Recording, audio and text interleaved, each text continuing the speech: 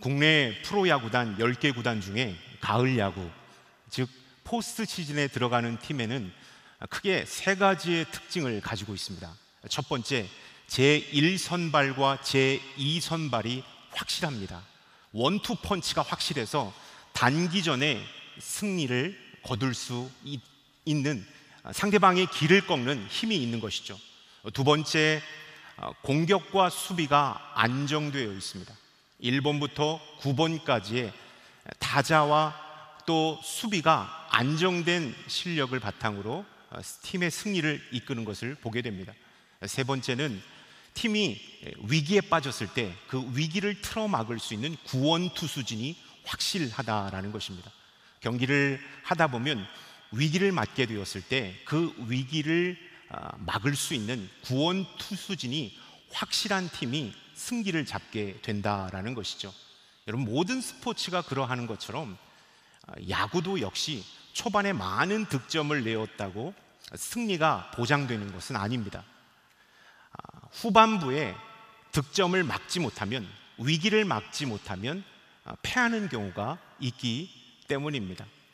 그렇기 때문에 그 어느 포지션보다 구원 투수진이 확실할 때, 위기를 막을 수 있는 구원 투수진이 확실할 때 그 팀은 강팀이 될 수 있다라는 사실이죠.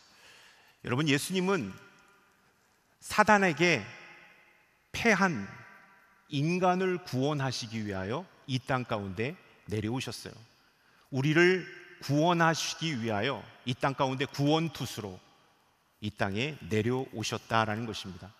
죄로 인하여 하나님께서 만드신 피조 세계가 위기를 맞게 되었습니다. 그 위기를 구원하시고자 예수님께서 이 땅 가운데 내려오셨다라는 사실입니다. 그렇다면 어떤 위기로부터 우리를 구원하셔서 위대한 구원자가 되셨는가? 저는 세 가지를 여러분에게 말씀드리기를 원합니다. 죄로부터 우리를 구원해 주셨습니다. 사망으로부터 우리를 구원해 주셨습니다. 두려움으로부터 우리를 구원해 주심으로 위대한 구원의 승리를 예수님은 이루셨던 것이죠. 가장 먼저 죄로부터 우리를 구원해 주셨습니다. 마태복음 1장 21절의 말씀을 우리 함께 읽어보도록 하겠습니다. 마태복음 1장 21절의 말씀입니다. 마리아가 아들을 낳을 것이니 그 이름을 예수라 하여라. 예수가 그의 백성을 그들의 죄로부터 구원할 것이다. 아담이 원죄를 지은 후 우리 인간은 죄인의 신분에 갇혀 지내게 되었습니다. 그래서 더 이상 하나님을 가까이 나아갈 수가 없었죠. 거룩하신 하나님을 뵐 수가 없었던 것입니다. 한 목사님께서 예전에 설교하실 때 이런 설교를 하셨어요. 이 세상에 있는 모든 사람들은 다 죄인입니다. 들킨 죄인과 안 들킨 죄인이 존재할 뿐입니다 라는 말씀을 해주셨습니다. 여러분, 이 땅에 있는 모든 사람들은 다 죄인이다라는 것입니다. 우리가 그 사실을 너무나도 잘 알고 있잖아요. 겉으로는 거룩하고 경건하고 교양 있고 정직하고 신용이 있는 사람처럼 보이지만 우리 안에는 죄악과 악독이 가득한 것을 우리는 너무나도 잘 알고 있습니다. 아담의 원죄가 우리 안에 흘러 있기 때문이죠. 여러분, 인간은요, 이 추악한 죄를 극복하려고 부단히 애를 많이 썼습니다. 선한 일을 통하여서, 착한 일을 통하여서 내 안에 있는 죄를 씻으려고 부단히 노력했습니다. 근데 그 죄가 좀처럼 씻겨지지 않았습니다. 고행을 통하여서, 욕망을 억누르는 고행을 통하여서 우리는 죄를 씻으려고 했는데, 행위로는 깨끗해 보였지만 마음속으로는 수만 번 더 많은 죄를 우리 가운데 저질렀던 것을 보게 됩니다. 착한 일을 하면 우리의 죄가 지워질 것 같지만 착한 일을 하면서도 역시 죄를 짓고 있는 우리의 모습을 발견한다라는 것입니다. 그렇다면 우리 안에 있는 이 죄, 하나님 앞에 더 나아가지 못하고 있는 이 죄를 우리는 어떻게 지울 수 있을까요? 우리의 죄를 지울 수 있는 지우개는 과연 어떤 것일까요? 성경은 우리에게 말씀하고 있습니다. 에베소서 1장 7절의 말씀을 함께 읽어보도록 하겠습니다. 에베소서 1장 7절의 말씀입니다. 그리스도 안에서 우리는 하나님의 은혜의 풍성함을 따라 그분의 피로 구속 곧 죄사함을 얻었습니다. 우리 안에 있는 죄는 선한 일로, 착한 행동으로, 어떤 고행이나 도를 터득하는 것으로 지워지는 것이 아니라 예수 그리스도의 보혈로 우리의 죄가 깨끗해진다라는 사실을 성경은 우리에게 말씀하고 있습니다. 우리 안에 있는 죄는 주의 보혈로 말미암아 정결케 된다. 요즘에 제가 음식을 먹을 때 자주 흘려요. 그래서 와이셔츠나 넥타이에 뭐가 잘 묻어요. 그런다고 보니까 나이 든 거라고 그러시더라고요. 얼마 전에 곰탕집에 가서 곰탕을 맛있게 먹고 이 진한 이 국물이 배어있는 이 무를 딱 한 입 베어 물다가 이 무의 국물이, 진한 김치 국물이 아주 거룩하게 제 와이셔츠와 넥타이에 흘렀습니다. 그래서 즉시 물티슈로 닦고 빨리 화장실에 가서 뜨거운 물로 씻겨져 냈는데 이 자국이 여전히 있는 거예요. 지워도 지워지지가 않아요. 그때 어떻게 했을까요? 검색을 했죠. 김치 국물은 어떻게 지우는가? 그러니까 식초와 베이킹소다를 1:1로 섞어서 살살살 문지르면 김치 국물이 빠진다. 그 얘기를 들으니까 안심이 되더라고요. 그리고 나서 집에 가서 베이킹소다, 식초를 섞어서 살살살 문지르니까 그 진하게 배어있던 김치 국물이 눈 녹듯 사르륵 없어지는 것을 제가 경험했습니다. 아, 지워지는구나. 참 신기하다. 지워지는구나 라는 것을 깨달았죠. 그러고 보니까 오래전에 우리 청년부 지체들과 함께 그 해외 아울리치를 갔을 때 몽골에 있는 빈민가를 저희가 섬겼습니다. 그 빈민가의 벽화를 다 그려주는 사역을 저희들이 감당했는데요. 그때 청년 지체들이 우리 페인트 칠 할 거니까 헌옷 입고 오세요. 손토시 해갖고 오세요. 그렇게 광고를 했는데 아예 어떤 청년은 그 페인트를 지울 수 있는 양파와 그 가루 세제를 섞어서 만든 그 세제를 갖고 왔어요. 그리고 나서 손에 묻고 옷에 묻은 것을 이렇게 지워주는 것을 보고, 야, 신기하다. 지워지는구나. 도저히 물로, 비누로 지울 수 없는 것을 이렇게 하니까 지워지는구나 라는 것을 새삼 깨달았습니다. 여러분, 우리의 죄는요, 예수 그리스도의 보혈로만 깨끗해질 수 있다라는 사실, 주님의 보혈을 의지하고 주님 앞에 회개하는 자에게 거룩이 회복된다라는 사실을 성경은 우리에게 가르쳐주고 있습니다. 우리 안에 있는 진홍같이 붉은 죄, 이 죄 때문에 주님 앞에 나아가지 못했는데 늘 언제나 이 죄악 가운데 갇혀 있었는데, 내가 예수 그리스도를 믿고 주님의 거룩한 보혈을 의지하고 회개하면 우리 안에 있는 진홍 같은 붉은 죄가 양털처럼 휘어지고 죄인된 신분에서 하나님의 자녀된 의인의 신분으로 변할 수 있다라는 사실을 성경은 우리에게 분명하게 가르쳐 주고 있습니다. 저는 이 자리에 예수 그리스도의 보혈을 경험해 보지 못한 성도님이 계시다면 주의 보혈 앞으로 나아갈 수 있기를 바랍니다. 그리고 여러분의 죄를 주님께 회개할 수 있기를 바랍니다. 그리할 때 여러분은 죄인에서 의인으로 정결케 된 자가 된다라는 사실을 기억할 수 있기를 바랍니다. 또 구원받고 하나님의 사람으로 잘 지냈지만 내가 요 며칠 전에 지은 죄 때문에 죄책감과 죄의 무게로 인하여 힘들어하고 있는 성도님이 계시다면 그 역시도 주의 보혈을 의지하고 주님께 나아가 회개할 수 있기를 주님의 이름으로 축원합니다. 주님의 보혈을 의지하는 자에게 주님은 거룩해 되는 축복을 우리 가운데 허락해 주셨기 때문입니다. 예수님은 우리를 사망 권세로부터 구원해 주셨습니다. 우리 고린도전서 15장 20절의 말씀을 우리 한번 읽어보도록 하겠습니다. 그러나 이제 그리스도께서 죽은 사람들 가운데서 다시 살아나셔서 잠자는 사람들의 첫 열매가 되셨습니다. 여러분, 사람들이 제일 무서워하는 것이 뭘까요? 호환 마마일까요? 소복 입은 귀신일까요? 여러분, 사람들이 제일 무서워하는 것은요, 죽음입니다. 사람들은 죽음을 무서워합니다. 그래서 죽음 자체 이야기를 꺼내는 것도 싫어합니다. 죽음은 나와 상관없는 거라고 여기죠. 멀리 멀리 뒤로 밀어버립니다. 그리고 어떤 사람들이 죽음에 대해 이야기하면 귀를 닫아버립니다. 왜냐하면 죽음이 나와 상관없는 것이기 때문에. 근데 죄인된 인간이 가장 두려워하는 것은요, 죽음입니다. 죽음에 대한 공포가 인간 안에는 있다라는 것이죠. 그래서 사람들은 죽음을요, 사망이라고 합니다. 죽어서 망하게 되었다. 그만큼 사람들은 죽음을 무서워하고 싫어하고 뒤로 미루죠. 근데 로마서 6장 23절에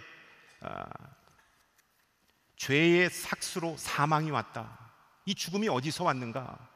죄의 삭스로 사망이 왔다. 우리의 죄 때문에 죽음이 왔다라는 사실입니다. 그래서 예수 그리스도께서 우리 죄를 친히 십자가에 못 박혀 담당하심으로 우리의 죄를 다 속량해 주셨다. 그래서 이제는 사망 권세가 우리를 어찌할 수 없는 신분 가운데 있게 되었다. 사망의 강력함이 예수 그리스도를 영접한 자에게는 힘을 잃게 되었다라는 사실을 성경은 우리에게 분명하게 말씀하고 있습니다. 그동안 죄인된 인간은 죽음을 무서워했고 죽음을 두려워했습니다. 그리고 죽음 앞에서는 가장 초라하고 나약한 자로 서 있었습니다. 그러나 죽음을 이기신 예수 그리스도를 영접하는 자에게 죽음의 권세가 힘을 잃게 되었다라는 사실을 성경은 우리에게 분명하게 가르쳐주고 있습니다. 저는 목회자이기 때문에 죽음의 권세가 힘을 잃는 것을 친히 목도할 때가 참 많습니다. 언제 그런 것을 목도하냐면요, 임종 예배를 드릴 때, 특별히 호스피스 병동에서 임종 예배를 드릴 때 죽음의 강력한 권세가 예수 믿는 사람들에게는 소용없다라는 사실을 깨닫곤 합니다. 호스피스 병동에서는 많은 믿음의 사람들이 인생의 마지막을 준비하고 정리합니다. 호스피스 병동에 들어오신 성도님들은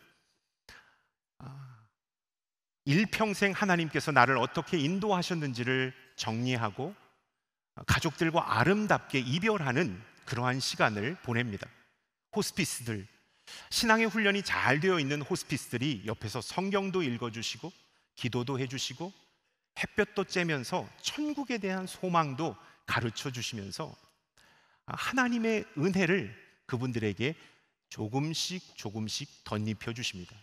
그래서 시한부 인생을 앞두고 있지만 그분들은 천국에 대한 소망으로 하루하루를 정리하기 시작하죠.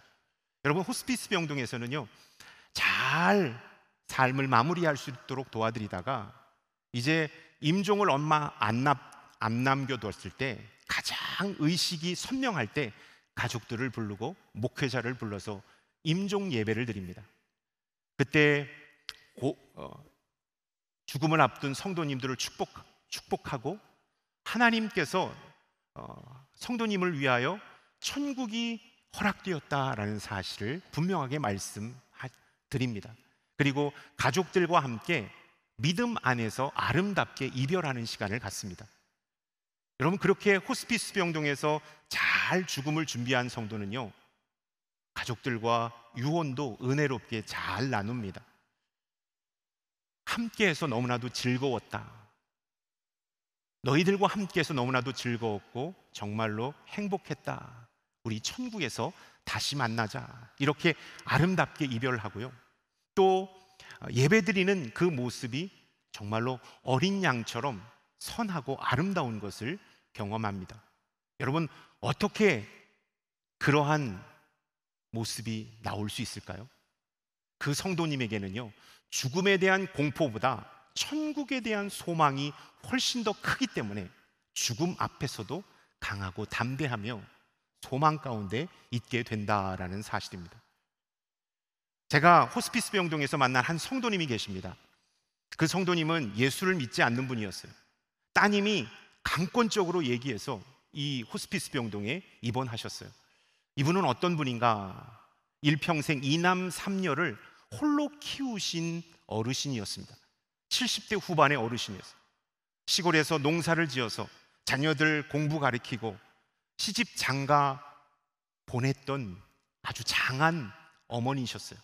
근데 암이 걸리셨어요. 그래서 치료받으시다가 이제 호스피스 병동에 오셔서 마지막을 준비하는 과정 가운데 있었습니다. 그 성도님이 우리 어머님 좀 제발 좀 천국 갈 수 있도록 목사님이 도와주십시오. 영접 기도를 해주시고 정말 할 수만 있다면 세례까지 베풀어 주셨으면 좋겠습니다. 여러분, 그러한 부탁은요, 거룩한 부탁이지만 목회자들에게는 엄청나게 큰 압박이 아닐 수 없습니다. 그리고 나서 기도를 하죠. 그 분을 만나러 가기 전에 기도를 했습니다. 하나님, 어떻게 하면 이 어르신의 굳게 닫힌 구원의 문을 열 수 있을까요? 저에게는 그런 능력이 없는데 어떻게 하면 그렇게 구원의 문이 열릴 수 있을까요? 기도하고 하나님, 저에게 능력을 주시고 지혜를 허락해 주세요 라고 기도를 하고 이렇게 기다리는데 하나님께서 정말로 탁월한 지혜를 주셨는데요, 어떤 지혜냐면 그 어르신에게 이 과거 살았던 삶을 축복해 주고 위로해 주라는 그러한 이 지혜를 하나님께서 저에게 주셨습니다. 아, 그러면 되겠구나. 어르신을 만나러 갔습니다. 목회자인 것을 밝히고 손을 잡았습니다. 어르신 많이 힘드시죠? 어르신을 위해서 기도하러 왔습니다. 근데요, 정말로 수고 많으셨습니다. 이남 삼녀 가르치고 시집 장가 보내고 열심히 여기까지 오느라고 수고 정말로 많으셨습니다. 너무나도 훌륭한 삶을 사셨습니다. 이렇게 그 어르신을 축복하고 지금까지 지내온 인생을 위로하고 격려해 드렸습니다. 힘이 없으신 어르신이 정말로 감사하다고 이렇게 말씀하시면서 어르신, 제가 마지막으로 어르신에게 하나님의 말씀을 선포할 텐데요, 예수 그리스도를 영접하시면 어르신은 눈 감고 죽음의 그림자가 임할지라도 눈 감고 뜨면 영원한 하나님 나라에 들어가게 됩니다. 그곳에서는 고통도 없고 눈물도 없고 훗날 믿음 안에서 따님을 만날 수 있는 축복도 주어집니다. 예수님을 영접하시겠습니까? 눈 한번 딱 감고 예수 그리스도를 영접하세요. 그렇게 하겠다라는 사인을 그 어르신이 주셨어요. 그래서 저는 세례 증서도 준비하고 병상 세례 용품까지 다 준비해서 병상 세례를 신속하게 이렇게 집례했습니다. 그리고 나서 세례 증서를 드리고 가족들이 모인 자리에서 축복송을 불러드리며 세례 교인이 된 것을 축복했어요. 그리고 나서 그 밤에 하나님의 부르심을 받고 천국에 들어가셨습니다. 장례식장에서 영정사진 옆에 세례 증서가 세워져 있는 것을 보고 가족들은 너무나도 행복해 하셨어요. 그리고 어머님이 돌아가실 때 얼굴이 천사와 같았다라는 모습을 통하여서 어머님이 천국에 가신 것을 그 유가족들은 기뻐했습니다. 여러분, 예수 그리스도를 믿을 때 사망의 강력한 빛이 힘을 잃게 된다라는 사실을 우리는 기억해야 하는 것이죠. 예수님께서 이 땅에 왜 오셨습니까? 사망 권세를 무찔러 이기기 위하여 오셨습니다. 그래서 우리에게 영원한 생명을 허락해 주셨다라는 사실입니다. 세 번째, 예수님은 우리에게 두려움을 구원해 주셨습니다. 우리 가운데 오셔서 예수님은 두려움으로부터 우리를 구원해 주셨습니다. 마가복음 5장 33절부터 34절까지의 말씀을 우리 함께 읽도록 하겠습니다. 그러자 자기에게 일어난 일들을 알고 있는 이 여인이 와서 예수의 발 앞에 엎드려 두려움에 떨면서 사실대로 말했습니다. 예수께서 여인에게 말씀하셨습니다. 딸아, 내 믿음이 너를 구원했다. 이제 안심하고 가거라. 그리고 병에서 해방돼 건강하여라. 예수님은 죄와 죽음의 굴레에 갇혀 두려움 가운데 시달리고 있는 인간들을 구원해 주시기 위하여 이 땅 가운데 오셨다라는 사실입니다. 여러분, 인간들은 참 두려움이 많습니다. 건강에 대한 두려움, 미래에 대한 두려움, 사람들로부터 버림받을까 하는 두려움, 죽음으로부터의 두려움, 오늘 나에게 무슨 일이 일어나지 않을까 하는 두려움들이 우리 가운데 가득한 것을 보게 됩니다. 우리가 왜 근심하고 걱정할까요? 왜 불안하고 초조해야 할까요? 그 이유는 딱 한 가지입니다. 우리 안에 두려운 마음이 크기 때문입니다. 두려운 마음이 크기 때문에 우리는 하루를 살아도 노심초사하고 전전긍긍하면서 살아가고 있다라는 것입니다. 그렇다면 왜 두려움이 우리 가운데 찾아왔을까요? 언제부터인가 우리 두려움이 우리를 사로잡고 있는 것일까요? 여러분, 에덴 동산에서 우리가 하나님과 함께 살 때는 우리는 평안했습니다. 두려움이라는 자체가 없었습니다. 그러나 우리가 원죄를 짓고 에덴 동산을 떠나 하나님 앞에 쫓겨났을 때 우리는 하나님 없는 삶을 살아야 했습니다. 그때부터 두려움이 찾아오기 시작했어요.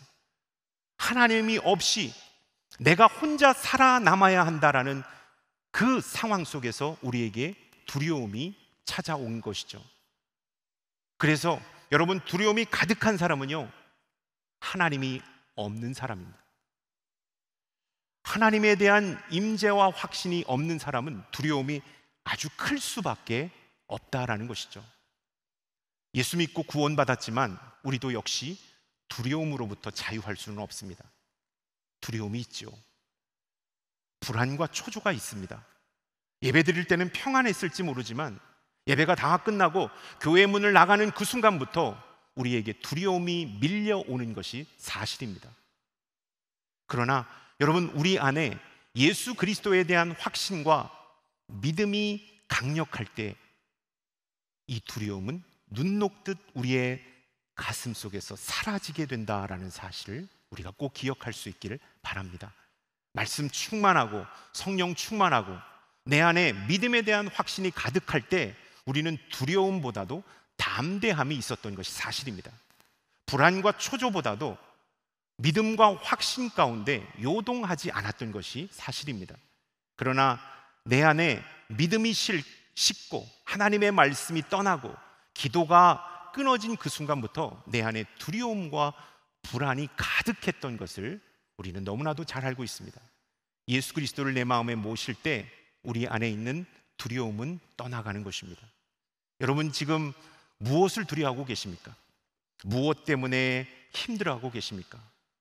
예수 그리스도를 모심으로 평안이 가득할 수 있기를 주님의 이름으로 축원합니다. 아멘. 제가 두려워하는 것이 있어요. 정말로 두려워하는 것이 있는데요, 저는 비행기를 두려워합니다. 비행기 공포증이 있어요. 비행기를 한번 이렇게 타려고 하면, 해외 아울리치 때문에 비행기를 타려고 하면 보름 전부터는 기도에 들어갑니다. 그리고 제가 탈 비행기의 재원, 역사, 사고 경력, 탑승 인원, 배치, 비상구, 그거를 다 공부를 하고 그걸 다 마스터를 해야 그나마 그래도 안정이 돼요. 그리고 너무나도 초조하고 소화도 잘 안 됩니다. 카운트다운이 들어가면 3일, 2일, 1일째 되면 거의 체하기 일보 직전까지 가요. 그리고 인천공항 가는 길이 너무나도 힘듭니다. 가장 힘들 때가 언제인 줄 아세요? 비행기에 탑승을 했어요. 그리고 활주로에 들어갔어요. 띵띵띵, 우리 비행기 출발합니다. 이 순간은 심장이 멎는 듯한 엄청난 공포가 저에게 찾아옵니다. 왜 그럴까?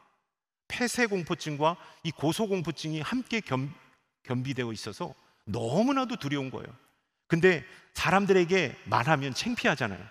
약한 모습 보여주기 싫잖아요. 그래서 그걸 감췄어요. 저는 청심환을 먹고 약을 먹고 수면제를 먹지만 사람들에게는 그렇지 않았어요. 근데 탈 때마다 너무 힘든 거예요. 저희 아내조차도 제가 비행기 공포증이 있다는 걸 몰랐어요. 저는 너무나도 힘든데 식은땀을 뻘뻘 흘리고 있는데 아내는 새근새근 잠을 주무시고 계시는 것을 보면서 너무나도 힘들었어요. 근데 어느 때부터는 제가 얘기를 하고 싶었어요. 제가 주변 사람들에게 제가 이러한 공포증이 있습니다. 이러한 두려움이 있습니다. 저를 위해 기도해 주십시오. 그래서 저랑 함께 아울리치 갔던 팀들은요, 우리 성도님들이 그 공항 대합실에서 저를 가운데 놓고 항아리 기도를 해주셨어요. 우리 목사님 두려움이 떠나가게 해주시고 비행기를 안전하게 잘 탈 수 있도록 이륙하고 착륙하는 순간까지 함께 해주십시오.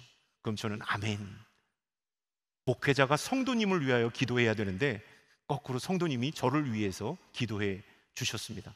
근데요, 정말로 큰 깨달음이 있는 시간이 저한테 찾아왔는데 한 2, 3년 전일 거예요. 베트남으로 아울리치를 갔습니다. 몸이 아픈 분들과 함께 갔어요. 그리고 나서 사역을 잘 하고 이제 베트남에서 떠나서 한국으로 돌아오는 길에 기후가 아주 안 좋았습니다.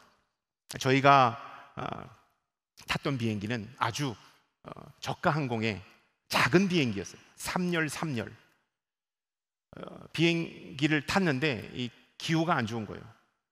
쭉 올라가는데 역시나 흔들리기 시작했어요.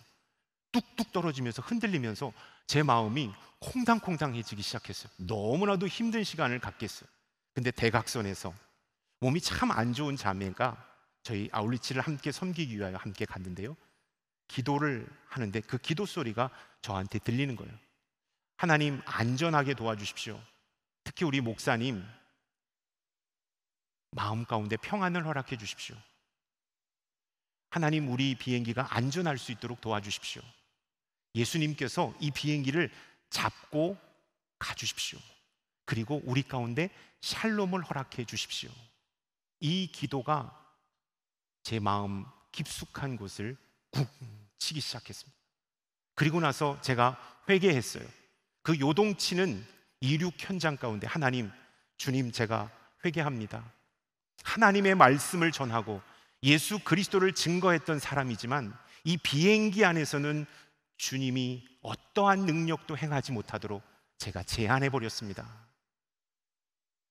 주님에 대한 믿음이 저에게 없었습니다. 주님, 임해 주셔서 샬롬을 주십시오. 이렇게 기도하니까 여러분, 마음에 평안이 오는 거예요. 아무리 흔들려도 주님이 이 비행기를 잡고 계시다라는 사실을 확신하니까 그렇게 마음이 평안할 수가 없는 거예요. 그렇다면 지금 비행기 잘 타십니까? 잘 탑니다. 졸피뎀을 먹지 않아도, 그 어떠한 것을 먹지 않아도 평안하게 잘 탑니다. 예수 그리스도를 묵상하고요, 하나님을 향한 찬양을 잘 저장된 찬양을 들으면서 주님을 묵상하면서 비행기를 타고 기도하니까 마음의 평안이 찾아오는 것을 제가 경험하게 되었습니다. 이제는 공항 가는 길이 두려운 길이 아니라 기쁨의 길이 되었습니다. 여러분, 예수 그리스도 그분을 우리 안에 모실 때 그분은 우리에게 두려움을 내어 쫓고 평안을 허락해 주신다라는 사실을 기억할 수 있기를 바랍니다. 디모데후서 1장 7절의 말씀을 우리 한번 읽어보도록 하겠습니다. 시작. 하나님께서 우리에게 주시는 것은 두려움의 영이 아니라 능력과 사랑과 절제의 영이다. 여러분, 예수 그리스도께서는 우리에게 평안을 주시는 분입니다. 두려움을 물리치고 평안을 주시는 분이에요. 여러분, 무엇 때문에 두렵고 무엇 때문에 불안해 계십니까? 가정 속에서 자녀를 양육하는 것 때문에 두려우십니까? 사업 현장에서 어떻게 이 사업을 이끌고 결정해야 할지 몰라 두려우십니까? 여러 가지 두려운 상황 가운데 있는 여러분에게 영적인 해결책을 드립니다. 예수 그리스도를 여러분 마음에 모실 수 있기를 바랍니다. 두려움을 물리치시는 평안 샬롬의 왕을 주님께 내 마음에 모실 때 우리 안에 있는 모든 두려움은 눈 녹듯 사라질 줄로 믿습니다. 아멘. 예수님은 위대한 구원을 이루기 위하여 이 땅 가운데 오셨습니다. 죄로 인하여 죽어가는 우리들을 그리스도의 보혈로 정결하게 해주셨습니다. 사망 권세로 인하여 영원히 멸망받을 수 없는 우리에게 십자가의 사랑을 주셔서 영원한 생명을 얻는 자가 되도록 하셨습니다. 두려움 가운데 떨고 있는 우리에게 샬롬으로 오셔서 평안을 선물해 주셨습니다. 이 위대한 구원자 되신 예수 그리스도를 우리가 영접하고 이 위대한 구원자 되신 예수 그리스도를 바라볼 때 우리 안에는 그리스도의 보혈이, 그리스도의 평안이, 그리스도께서 주시는 능력이 넘쳐나게 된다라는 사실을 기억할 수 있기를 주님의 이름으로 축원합니다. 위대한 구원자 예수 그리스도께서 오늘 여러분을 정결하게 하시길 원합니다. 오늘 여러분에게 영원한 생명을 드리기를 원합니다. 그리고 여러분에게 진정한 평안을 선물하기를 원합니다. 그 진정한 예수 그리스도를, 위대한 구원자 되신 예수 그리스도를 바라보고 믿는 우리 모두가 될 수 있기를 주님의 이름으로 축원합니다. 아멘. 기도하겠습니다. 사랑의 하나님, 우리 안에 있는 죄를 주의 보혈로 정결하게 씻어주셔서 감사함을 드립니다. 사망 권세를 이길 수 있는 영원한 생명 주심을 감사드립니다. 두려움 가운데 사로잡혀 있는 우리에게 샬롬의 영을 허락하여 주셔서 평안케 해주시니 감사함을 드립니다. 위대한 구원자 되신 예수 그리스도를 바라보며 그분만을 믿고 따라가는 우리 모두가 되게 하여 주시옵소서. 이 모든 말씀 우리를 죄악 가운데 구원하여 주신 예수 그리스도의 이름으로 기도드렸사옵나이다. 아멘.